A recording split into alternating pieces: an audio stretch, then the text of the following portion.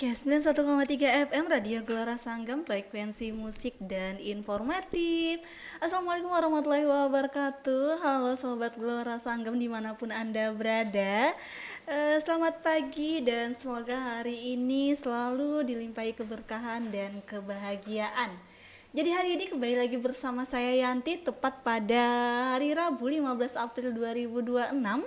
Dan kita masih berada dalam program Cerita Tani ya, podcast Cerita Tani, dan tentunya kita ditemani oleh narasumber yang berkompeten yaitu Mbak Nur Hajat. Beliau adalah JF Pengendali Organisme Pengganggu Tumbuhan atau POPT ya. Nah, Mbak Nur Hajat ini dari Dinas Ketahanan Pangan, Pertanian dan Perikanan Kabupaten Balangan. Kebetulan beliau ditugaskan sebagai PUPT di wilayah Kecamatan Juwai. Dan untuk Cerita Tani hari ini kita akan membahas terkait hama penyakit utama tanaman padi. Tentunya sebagai JF Pengendali Organisme Pengganggu Tumbuhan, padi adalah salah satu yang lumayan diganggu hama ya. Belum lagi padi juga menjadi makanan pokok ya bagi kita semua. Nah, Mbak Hajat, Mbak Hajat, boleh nih Mbak perkenalkan diri dulu. Terus tuh pengendali organisme pengganggu tumbuhan ini kerjaannya apa sih Mbak? Benar. Terima kasih. Perkenalkan, nama saya Nur Hajat.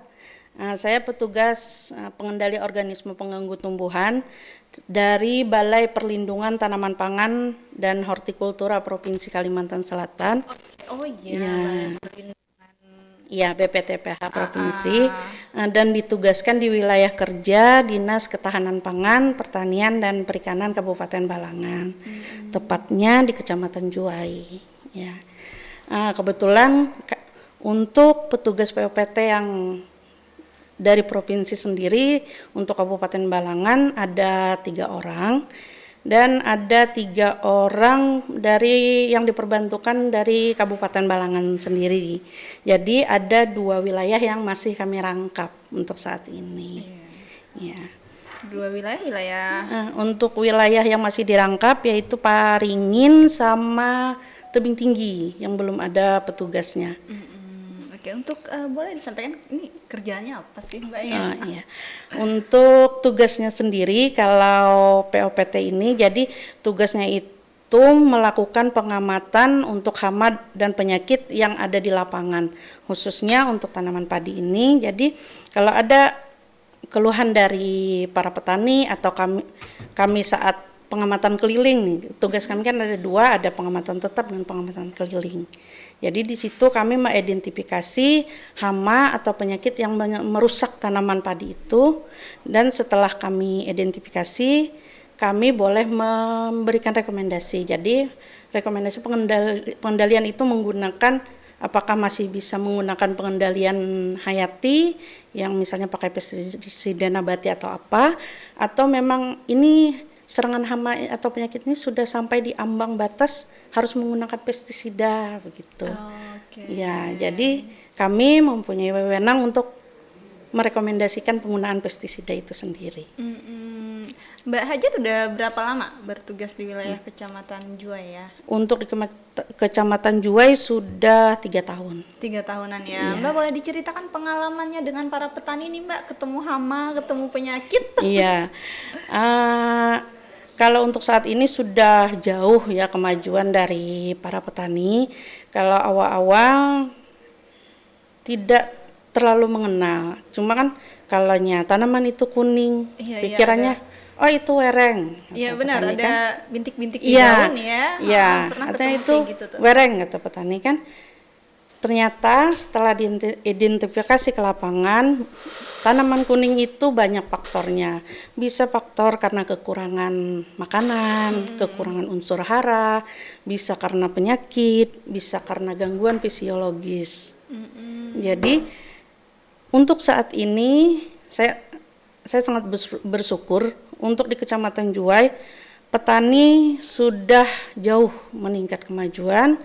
Jadi di saat ada serangan, ada setiap ke lapangan saya selalu berpesan sama petani kan, untuk wilayah kan ada satu desa satu penyuluh sekarang Iya, kan. benar, Jadi kalau kami petugas kan satu petugas satu kecamatan, Iya. bahkan ada lebih gitu. Jadi kan tidak mungkin mengelilingi semua. Iya. Jadi kami kerjasama dengan penyuluh. Dari laporan petani silahkan lapor ke penyuluh. Jadi penyuluh bisa memoto atau bisa mengajak kami ke lapangan, melaporkan ya kita identifikasi. Terus kita berikan arahan penggunaan pestisida. Dan kebetulan untuk Dinas DKP 3 Kabupaten Balangan memberikan stok pestisida ke setiap BPP di kecamatan. Iya. Itu diberikan secara gratis? Iya, diberikan secara gratis. Untuk pengendalian hama tadi atau penanganan? Penanganan dan pengendalian itu kan. Jadi di saat identifikasi itu setelah dapat identifikasi penyakitnya dan stok yang ada di BPP itu kami serahkan sesuai dengan dosis dan luasan. Jadi melihat berapa serangan, di situ kami keluarkan berapa keperluan pestisida yang harus diberikan. Iya. Ulun ini pernah ketemu ini loh Mbak, padi yang tumbuhnya tingginya itu berbeda dari padi lain. Iya. Kalau manusia tuh kayaknya stunting ya. Iya. Itu apa tuh biasanya? Itu sering nggak ditemukan di lapangan? Sering ditemukan di lapangan. Jadi kalau untuk stunting itu ada beberapa faktor emang tadi. sebutannya stunting juga ya? Iya, ada beberapa faktor. Dia itu stunting bisa karena kekurangan makanan. Oke. Bisa juga karena serangan dari hama penyakit. Ya. Iya. Rata-rata setelah identifikasi dan lain sebagainya? Kalau saat ini rata-rata kebanyakan kena serangan hama penyakit. Iya. Dampaknya apa tuh? Dampaknya kalau untuk hamanya ya yang banyak ditemui beberapa tahun ini serangan wereng batang coklat. Yang bintik-bintik itu ya? Kalau wereng batang coklat itu yang biasa kalau parahnya itu sampai kayak hopper brown. Jadi kayak kena api. Oh, jadi kayak kebakar. Iya, parahnya itu. Jadi kecoklatan, bukan kuning lagi. Iya, jadi kan daunnya ya. Ya, itu akibatnya kan gagal panen juga. Kalau yang bercak-bercak itu lebih ke penyakit. Jadi akhirnya penurunan hasil Iya, produksi. iya. Gawat juga. kalau Gawat tidak banget. dikendalikan ya. Iya, jadi kalau kita salah identifikasi, salah juga cara pengendaliannya, hama dan penyakit itu akan terus berkembang. Iya, jadi yang diperhatikan bukan hanya sistem pengairan, tapi Bukan. si hama, belum lagi Iya. tikus, burung. Iya. Itu masuk hama ya. Ya, hama ini lebih sangat merugikan. Iya sih. Iya.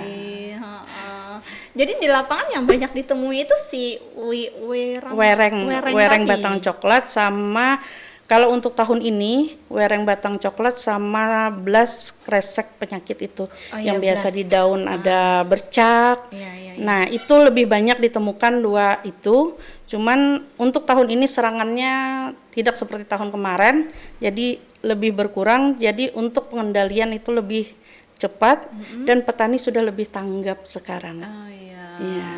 Mungkin kalau sebelumnya petani sebenarnya paham ya, tapi Iya. mungkin nggak tahu aja cara mengendalikan Iya, seperti apa ya. karena dulu kan paham, oh ini wereng, Iya benar. pergi ke toko pestisida, Ah. jadi minta obat wereng kan, tanpa Oh, identifikasi, iya. Jadi dikasih sama orang toko, kadang obatnya benar, tetapi aplikasinya salah. Oh, Nah, gitu. kadang gitu, jadi kebanyakan kalaunya serangan wereng itu yang lebih parah itu telurnya. Jadi wereng dewasanya terbang, dia telurnya. Oh iya, dia hewan ya. Iya, jadi bertelur. Posisi telur itu di batang padi bawah. Dan di saat menetas itu yang paling parah merusak. Kebanyakan kan kita tidak tahu kalau di bawah. Itu rusak bolong-bolong daunnya. Enggak, dia makan apa gimana? menghisap cairan, jadi akhirnya busuk. Oh kalau yang bercak-bercak coklat tadi si blast tadi Iya, ya. bisa 11, bisa kresek. Kalau itu lebih ke virus. Oke. Iya. Kalau si wereng tadi hewan ya. Iya, jadi kita lihat. Jadi untuk pengendalian harus di bawah juga. Jadi kadang petani kalau kita semprot di bawah kan nggak kena di Iya benar. ya, semprot di atas nggak kena di bawah, jadi dia tetap berkembang di bawah. Jadi memang udah benar nih obatnya udah Iya, benar. tapi cara pengendaliannya pun harus tepat. Minum obatnya nggak tepat waktu. Iya, benar. Oh iya, cara minum obatnya juga ini ya Iya. salah kebanyakan. Paling parah yang pernah Mbak temuin itu di desa atau di petani di wilayah mana tuh? Dulu pernah ketemu di Desa Hukai. Hukai, oh iya. Ya, tahu Desa Hukai. itu untuk padi gogonya, tugal. Ya padi tugal. Tahu Iya, juga. jadi kan beliau itu takut lapor. Nah, kalaunya keliling kan kami nggak mungkin keliling satu kecamatan tahu gitu kan tanaman di mana. Jadi beliau ini takut lapor dulu waktu awal-awal. Jadi sampai ke sana posisinya sudah overbrun hampir satu borongan. Overbrun itu apa? Yang kayak terbakar itu. Jadi udah nggak bisa diselamatkan lagi itu. Aduh, kasihan. Ya, jadi wereng dewasanya itu sampai ke ujung itu banyak. Jadi kalau sudah overbrun itu udah ribuan itu werengnya. Udah nggak bisa diselamatkan lagi kalau sudah begitu. Lebih ngeri dari tikus kayaknya iya, serangannya ya. Itu menyerang sangat cepat. Dan dia menyerang di masa pertumbuhan tadi ya. Iya, karena kan dia menghisap cairan itu. Jadi pemupukan pun berkaitan. Kalau kita pemupukan berlebih, otomatis serangan penyakit pun akan sangat cepat. Jadi ketahuannya sama si petani tadi gimana? Karena udah nggak bisa mengendalikan lagi baru lapor. Oke. Iya. Awalnya dia bilang takut ya, bukan karena nggak tahu ini hama ya. Iya, udah banyak berapa semprot ini macam-macam udah nggak bisa diselamatkan lagi, bilang gitu. Baru lapor. Jadi solusi dari kami untuk saat ini yang sudah overbrun tidak bisa kita selamatkan lagi. Jadi kita berusaha menyelamatkan yang masih bisa diselamatkan, jadi itu karena dia menyebar ya. Iya, menyebarnya sangat cepat. Jadi kalau hitungan ambang ekonominya, kalau untuk wilayah endemis ditemukan 1 ekor pun di rumpun sudah wajib menggunakan pestisida. Oh iya, hanya 1 ekor karena dia bertelur tadi. Iya, bertelur itu hampir 500 satu kali telur. 500 ya. Iya. Jadi dia sangat cepat dan dia bergerombol. Dia nggak bisa, kalau nggak overbrun di satu tempat dia nggak akan pindah. Iya, beraninya keroyokan. Iya. Dan solusi untuk pengendalian pun sebenarnya paling tidak harus ganti paritas. Harus ganti si padi ya. Iya, karena dia untuk saat ini pasti menyerang padi lokal. Jadi siam-siaman. Oh iya, tahu-tahu. Jadi cara pencegahan dininya? Biasanya kalau dari pemerintah kan banyak nih, dari dinas kan bantuan benih bersertifikat. Sebenarnya penggunaan benih bersertifikat itu sama dengan memutus siklusnya si wereng ini. Jadi wereng ini sifatnya tidak mau makan semua jenis padi. Jadi kalau untuk saat ini dia kan lebih makan ke siam. Dan dia orangnya juga pengingat. Oh iya, gitu ya. Jadi kalau tahun ini dia makan di sini, dia bisa balik lagi benihnya ya. itu dia datang lagi. Kalau benihnya tetap itu yang dikasih, diserangnya lagi. Jadi kami arahkan ke petani, kalau Bapak tidak mau ganti paritas, karena kan biasanya petani kami sudah nyaman makan ini, kan bilangnya gitu kan.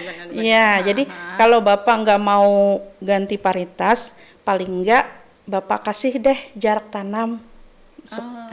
Sekarang jarak tanam ada jajar legowo yang digalakkan oleh pemerintah. Jadi kan para penyuluh biasanya yang memberikan itu. Jadi coba Bapak beri jarak tanam agar sinar matahari itu masuk.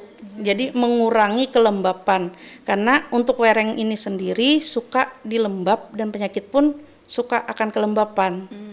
Jadi paling enggak Bapak kasih jarak tanam deh. Kan tahun kemarin sudah kena di sini. Jadi Bapak sering-sering aja lihat padi Bapak. Iya.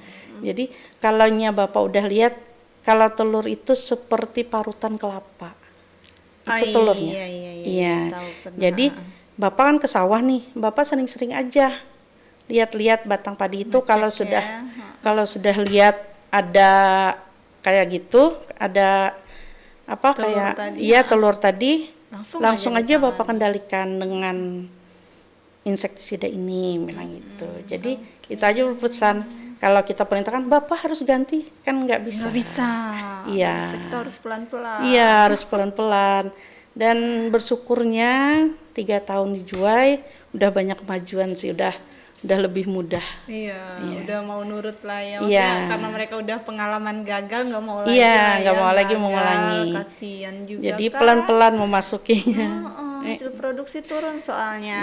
Tahun ini sudah sangat-sangat jauh dari tahun-tahun kemarin. Tapi emang untuk tanam metode jajar legowo lebih estetik juga sih Bu dilihat. Iya, cantik ya dilihat. Iya.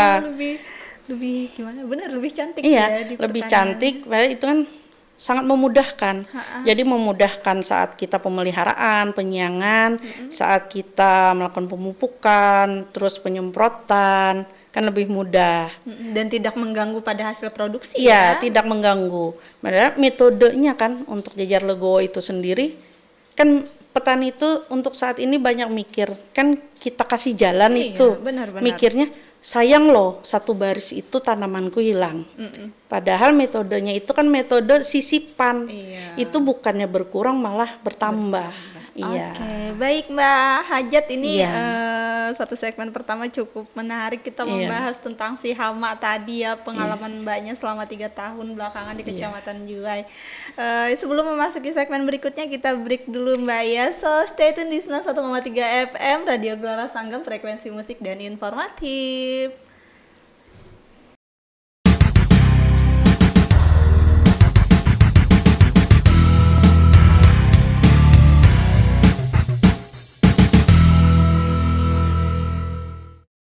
91,3 FM Radio Gelora Sanggam, frekuensi musik dan informatif. Halo sahabat Gelora, masih bersama dengan saya Yanti dalam program podcast Bincang Tani, dan tentunya kita masih ditemani dengan narasumber berkompeten ya, Mbak Nur Hajat ya, atau Mbak Hajat. Beliau adalah JF Pengendali Organisme Pengganggu Tumbuhan atau POPT dari Dinas Ketahanan Pangan, Pertanian dan Perikanan Kabupaten Balangan. Dan tadi kita udah membahas pengalaman ibunya, pengalaman mbaknya selama 3 tahun ternyata di Kecamatan Juwai ya. Tapi udah lama dong tentunya di dunia pertanian Mbak ya. Jadi memang ada beberapa hama-hama penyakit yang menyerang padi yang ditanam oleh para petani kita ya. Dan akhirnya seiring berjalannya waktu beberapa tahun belakangan, para petani juga udah mulai open ya terhadap saran dan masukan dari dinas terkait, karena mengingat DKP 3 juga adalah salah satu dinas yang memberikan pelayanan kepada para petani, kepada para peternak, perkebun, kayak gitu ya Bu ya. Bu, ini kita kembali ke pembahasan OPT tadi Bu ya, organisme pengganggu tumbuhan. Ibu boleh disampaikan Bu, hama dan penyakit penting tanaman padi yang bisa menyerang. Untuk hama penyakit tanaman padi yang utama, yang lebih banyak kita temukan di lapangan ya. Kalau untuk yang umum banyak, cuman kita ambil yang lebih banyak kita temui di lapangan. Jadi untuk salah satunya itu yaitu hama penggerek batang. Jadi itu selalu ada. Hewan kah itu? Iya, hewan. Jadi kalaunya hama itu hewan yang terlihat barangnya. Jadi kalau penyakit kan kita tidak melihat orangnya yang mana, cuman kita lihat gejala yang sudah ditimbulkan. Ya, jadi untuk hama itu sendiri, jadi ada dapat hama penggerek batang. Jadi hama penggerek batang itu hama yang biasanya mengakibatkan busuk di batang bawah. Jadi telurnya itu diletakkan biasanya di bawah daun. Setelah menetas, dia akan menjadi ulat masuk dalam batang. Jadi di saat masuk dalam batang itu dia merusak. Itu pas masa pertumbuhan Bu ya, belum buah Belum. tadi ya? Iya. Jadi dia menyerang itu dari fase vegetatif sudah menyerang. Jadi kami ke lapangan menyampaikan waktu yang tepat pengendaliannya kapan.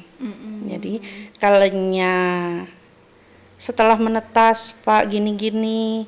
Kalau sudah masuk ke dalam batang, kita harus menggunakan pestisida yang sistemik. Dan itu nggak mampir cuma di satu padi ya Bu ya? Enggak, hampir merata semua. Iya. Jadi kalau masih bertelur, kadang kami rekomendasikan, Pak, bisa lo menggunakan pestisida nabati dulu. Jadi kan pestisida nabati itu kita mendapatkannya dari alam aja. Jadi bisa menggunakan bawang putih, bisa menggunakan serai. Jadi menggunakan bahan yang ada di lingkungan kita. Nah, kalau sudah parah, sudah berpotensi ini merusak nih, udah bisa mengganggu produksi, berarti harus menggunakan kimia. Jadi baru kita rekomendasikan yang tepat, jadi harus tepat sasaran.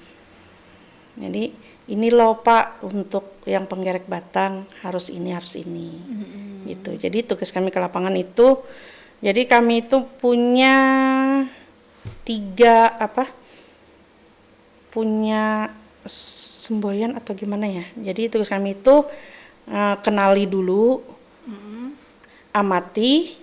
Jadi amati dulu itu hamanya apa. Iya, moto perlindungannya ya. Amati, kenali, lalu kendalikan. Iya. Ya, jadi kita amati dulu ada serangan apa ini. Iya, benar, terus setelah kita ketemu entah hamanya entah penyakitnya, oh ini penyakit apa sih? Akhirnya ketahuan. Iya, ketahuan baru kita kendalikan dengan ini. Iya.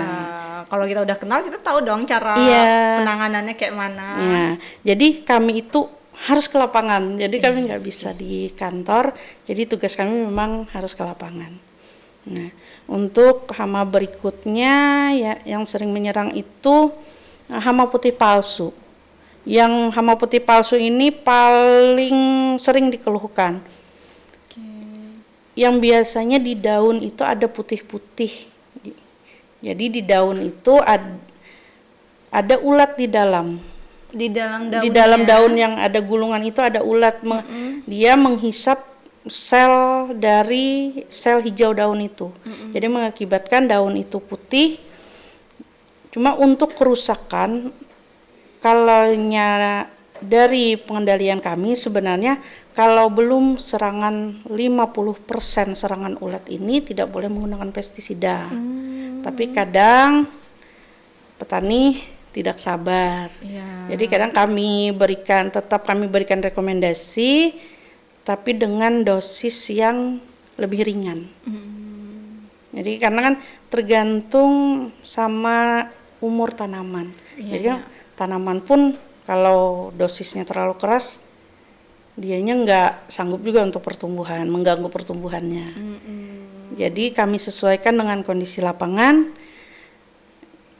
Kadang kami masuk memberikan pengendalian yang hati, Pak coba ini dulu deh, kayak gitu. Menyarankan dulu lah ya. Kalau kita bentar, Pak nggak boleh pakai ini Pak. Nggak bisa dong. Iya, harus pakai ini dulu, nggak bisa. Jadi bisa. Bagaimana selain ilmunya hama penyakit, ilmu komunikasi pun sangat penting. Iya. Jadi kadang kami berikan pestisida yang beliau mau. Cuman dari dinas ada diberikan untuk insektisida biologi. Jadi yang menggunakan bakteri. Jadi bukan kimia. Jadi selain kami berikan yang kimia, kami berikan itu. Jadi Pak coba deh pakai ini dulu. Nah gitu.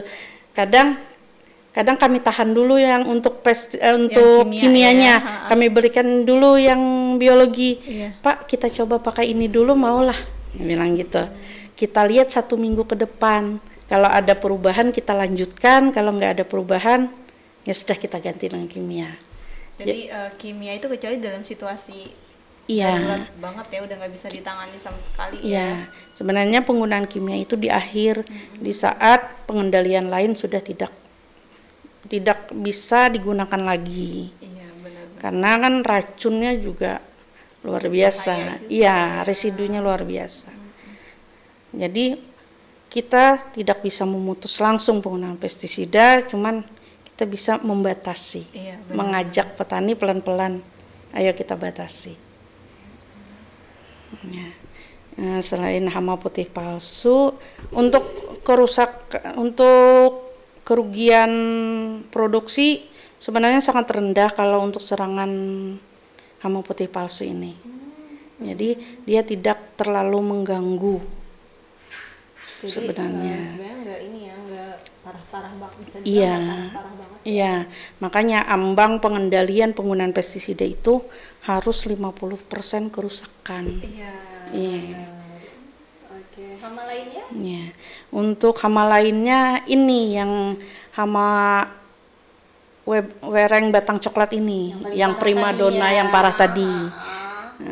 Jadi yang paling parah itu di wereng batang coklat, tikus sama belas sama kresek itu yang lebih dominan banget gitu kan merusaknya. Jadi ini kalau wilayah untuk Kabupaten Balangan bukan wilayah endemis, jadi perhitungannya paling nggak di saat kami pengamatan, bila satu rumpun itu ditemukan 10 ekor tikus wereng batang coklat ini, sudah harus rekomendasi penggunaan pestisida. Satu rumpun, satu tanaman. Iya, satu tanaman itu ditemukan 10 ekor. Bukan di satu borongan. Bukan.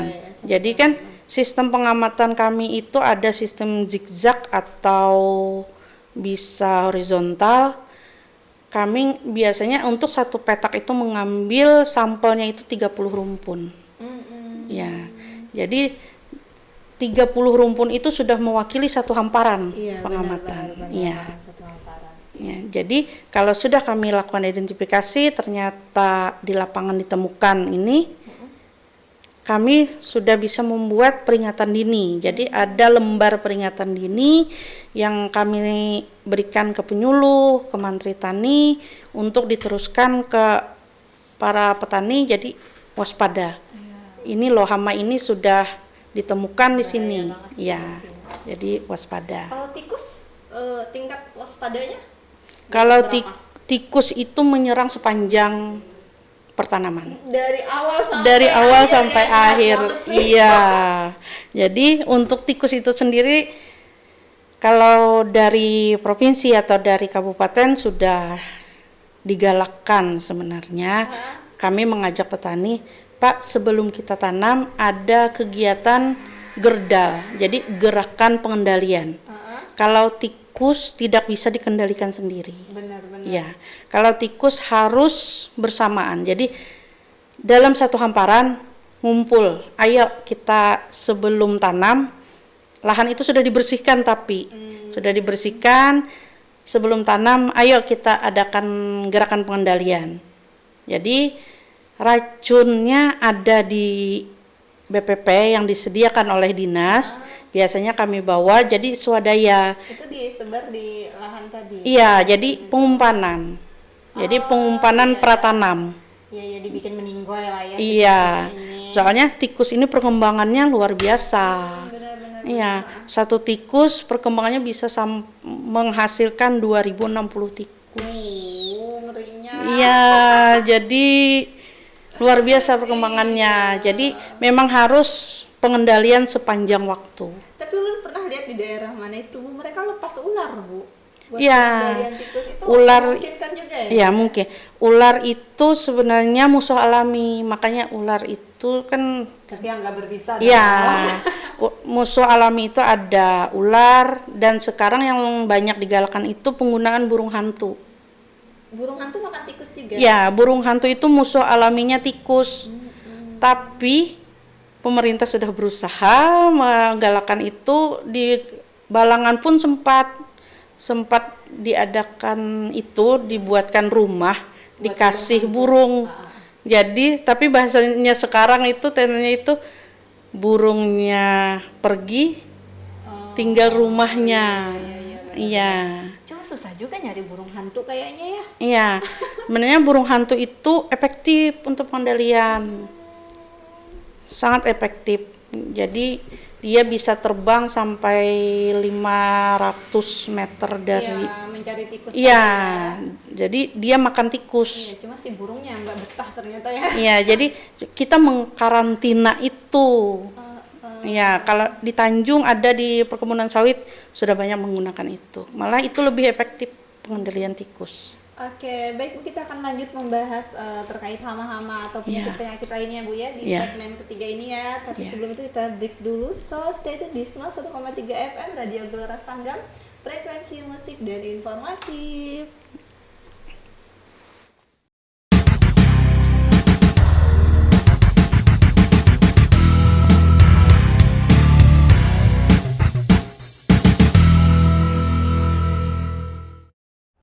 Oke, 91,3 FM Radio Gelora Sanggam, frekuensi musik dan informatif.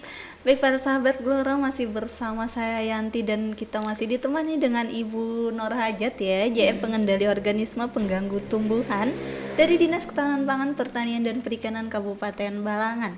Jadi di 2 segmen tadi kita udah membahas terkait pertama pengalaman si Mbak Hajat ya, Mbak Ibu ya. Iya. Mbak Hajat dalam bidang pertanian, terutama penanganan hama, khususnya di wilayah Kecamatan Juai, dan tadi kita udah membahas beberapa hama yang biasanya terjadi dialami para petani ya, menyerang padi mereka. Nah, mungkin di segmen ketiga ini kita akan membahas terkait penyakitnya. Ya, boleh Mbak disampaikan apa aja penyakit-penyakit padi mungkin secara umumnya, terus di wilayah Kecamatan Juai yang jadi penanganan Mbaknya yang paling banyak apa? Oh iya. Untuk penyakit yang utama di tanaman padi yaitu blas, hawar daun bakteri. Jadi penyakit bercak daun sempit, hawar daun bakteri tadi, terus penyakit hawar pelepah. Jadi untuk saat ini yang lebih banyak ditemukan di lapangan yaitu hawar daun bakteri sama blas. Nah, untuk penyakit ini apabila kita terlambat mengendalikan bisa menimbulkan kerugian sama petani. Jadi bisa juga tanaman jadi stunting tadi. Iya, benar-benar. Ya, karena ini perkembangan penyakit ini berkaitan juga dengan pemupukan. Kadang kalaunya bagi petani kan melihat tanaman itu hijau banget, hijau sekali, itu sangat menyenangkan. Iya. Tapi bagi kami orang perlindungan, kalau tanaman itu sampai hijau apalagi sampai hampir membiru, itu sangat menakutkan. Nggak sehat ya. Iya. Karena kalau daun padi itu sudah sampai membiru, berarti itu kelebihan nitrogen. Udah ketahuan, kelebihan nitrogen itu mengakibatkan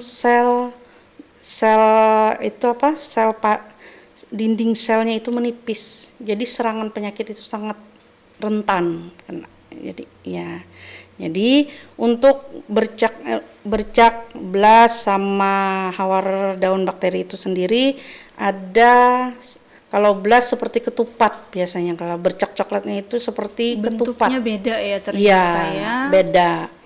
Jadi kalau hawar daun bakteri itu dari di sampingnya itu mengering, tapi di tengah masih hijau. Oke, benar, saya juga pernah lihat tuh. Iya. Jadi ini untuk pengendalian harus menggunakan fungisida. Tetapi di saat penyakit ini menyerang, tidak diperbolehkan menggunakan pemupukan menggunakan urea atau NPK. Iya. Karena 2 itu kan nitrogennya tinggi. Jadi tidak boleh dilakukan pemupukan menggunakan pupuk dengan kandungan nitrogen tinggi.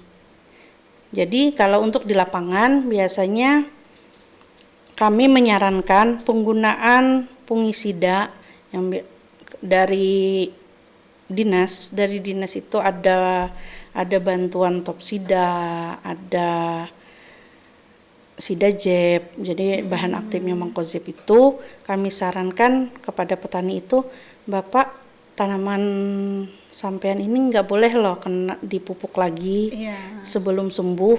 Jadi kita gunakan pengganti aja. Jadi kalau pengganti, kalau petani kan biasanya, Bu, bisalah 1 kali gawi aja.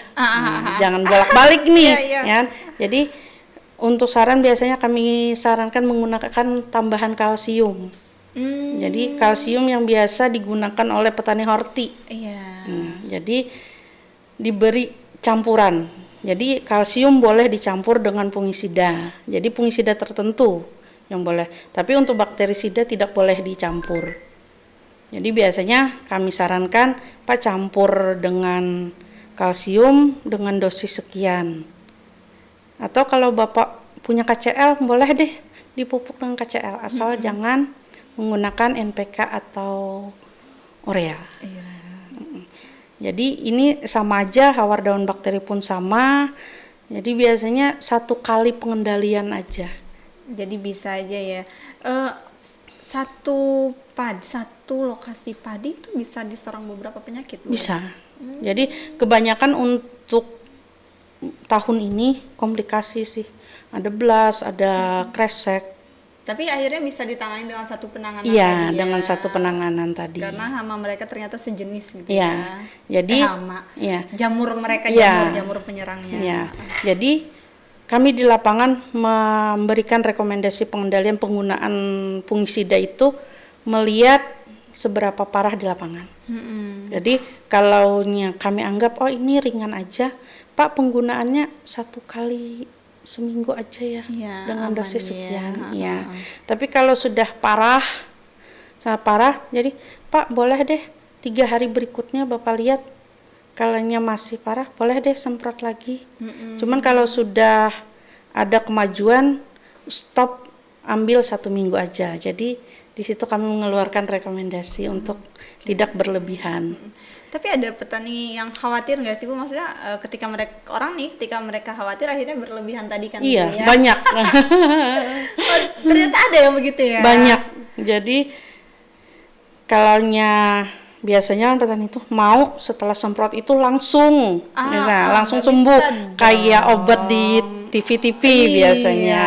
Nah, di situ pendekatan. Jadi kita sebagai petugas melakukan pendekatan. Nggak bisa dong terlihat dalam 12 jam atau 2-3 jam. Karena apalagi lebih banyak itu yang pengen terlihat itu hama. Kalau hama kan kayak ulat gerayak misalkan nih ya, itu kan perkembangannya cepat nih. Dosis dari pestisida itu kan cuma biasanya 30 mili misalnya, 1 tangki semprotan. Jadi karena si Bapak mau cepat, akhirnya diberi 50 atau 60. Jadi biasanya ke lapangan itu pasti nanya, Pak, ulatnya ini jatuhnya langsung apa enggak? Nah, kalau Bapaknya, udah Bu, habis disemprot langsung jatuh. Berarti berlebihan ya. Berarti Bapak dosisnya kebanyakan ya. Senyum aja petaninya. Jadi kita melakukan pendekatannya gitu. Tapi itu nggak masalah ketika. Sangat bermasalah sebenarnya. Dampaknya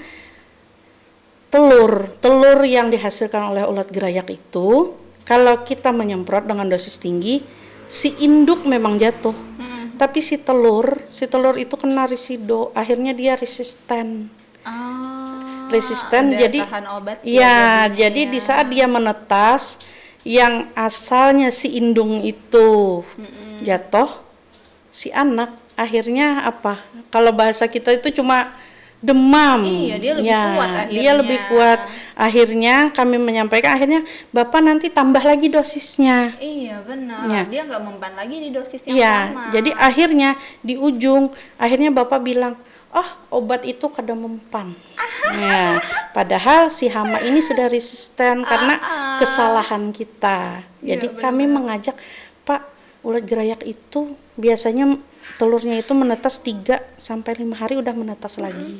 Jadi Bapak mending semprot dulu dengan dosis yang sesuai. Yang sesuai. Jadi dia meresisten si indung, akhirnya si telur menetas. Kalau Bapak lihat si telur ini baru menetas, Bapak semprot lagi deh dengan dosis yang segitu. Dia mati lagi. Paling enggak Bapak enggak buang-buang uang. Iya, beli enggak nambah-nambah iya. ini dosis. Makanya dari situ kami pendekatan gitu. Benar-benar. Awalnya bahagia sih, happy, Iya. menimbul ini si ulat, tapi ternyata tapi si telur berikutnya, bertahan. Iya. Benar, memang harus pengendalian yang tepat. Iya, harus. Jadi harus tepat dosis, tepat waktu, sama tepat sasaran. Benar-benar. Ada penyakit lain lagi? Ini siblas atau siblas ya, ini siblas ini banget sih. kalau di daun Bu masih mudah kita mengendalikan. Jadi kalau sudah melihat kita harus kendalikan. Kalau sudah malai keluar yang padi itu, ini kan ada, kalau bercak atau siblas ini menyerang leher. Iya, leher malai itu sudah tidak bisa diselamatkan lagi. Jadi dia dampaknya nggak bisa matang gitu ya? Akhirnya hampa. Oh, iya. Jadi hampa padi ini bisa kita lihat bisa karena belas, bisa karena penggerek batang. Penggerek batang pun bisa membuat hampa. Karena kan dia merusak di bawah, kalau belas di leher biasanya. Jadi resikonya tinggi banget juga sebagai petani padi ternyata ya? Iya, resikonya tinggi. Rawan minim produksi hasilnya. Iya, Oke. Cuaca juga sangat mendukung Banget kayaknya. Untuk saat ini kan hujan panas penyakit sangat berkembang. Iya, benar-benar. Oke, baik.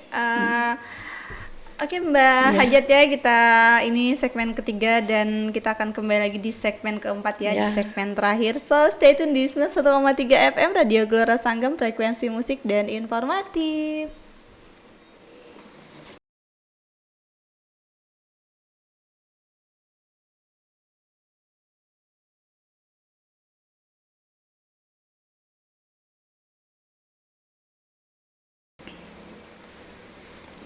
Oke, 91,3 FM Radio Gelora Sanggam, frekuensi musik dan informatif.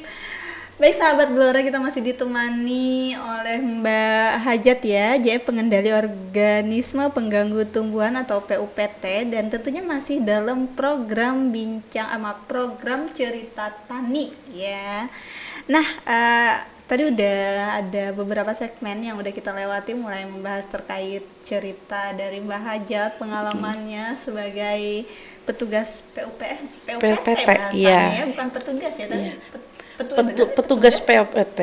Petugas PUPT. Kemudian kita udah membahas mengenal hama dan penyakit yang biasanya menyerang padi-padi para petani, dan di segmen terakhir ini kita memasuki closing statement. Boleh disampaikan Mbak Hajat sambil lihat kamera untuk closing statementnya.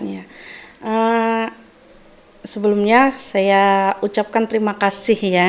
Terima kasih kepada pemerintah daerah Kabupaten Balangan sudah memberikan anggaran yang begitu luar biasa melalui Dinas Ketahanan Pangan, Pertanian dan Perikanan Kabupaten Balangan dengan memberikan dukungan berupa bantuan bahan pengendali ya, baik itu fungisida atau insektisida. Jadi untuk mendukung keberhasilan para petani di lapangan. Jadi kami sangat berterima kasih atas dukungannya, dan mungkin pesan ya kepada petani ya.